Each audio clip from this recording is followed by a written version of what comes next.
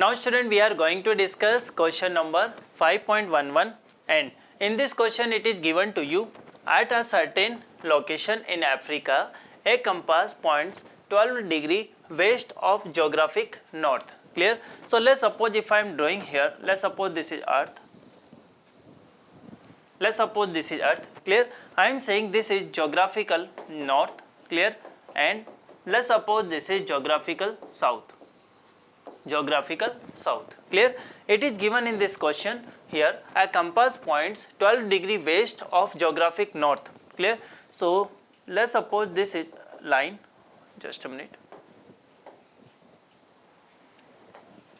Yes. So let's suppose I am saying this is a line like this, and we can say actually this angle is given to you, that is 12 degree.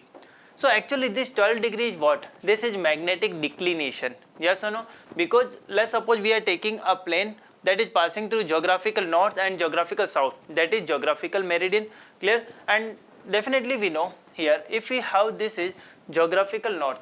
Clear? So definitely if we are talking about the earth magnetic field.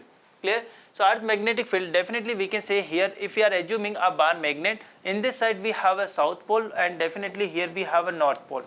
Clear? So let's suppose if you suspend any bar magnet, so that bar magnet is having north in this direction. It means we can see if you draw here, let's suppose this is bar magnet. So for this bar magnet I am having this one is north and this one is south. Clear? That's why we can say this is known as magnetic north and we can say this is magnetic south. Yes or no? But actually if we are talking about bar magnet, this bar magnet is having north this side and south this side. Clear to you? Clear? Actually we have two bar magnet. Listen carefully. At the center of earth we are assuming bar magnet is at the center of earth. Clear? And we are also hanging here a bar magnet by a thread and we are getting this direction. Clear? So now in this question it is given to you angle, we can say declination angle, it is given to you, that is 12 degree. Okay, fine. So we can say alpha, value of alpha, that is given 12 degree. Clear? Okay. Now it is also given the north tip of magnetic needle of a deep circle placed in a plane of magnetic meridian point 60 degree above horizontal. So actually the situation is like this. Let's suppose I am assuming this is horizontal component of magnetic field. I am saying this value we have B. Clear? And this angle is providing to you, that is 60 degree. Clear? Now my question is here the horizontal component is also given. It means value of BH is given 0.16 Gauss. Clear? Now we have to specify direction and magnitude of earth magnetic field at this location. Now listen very carefully.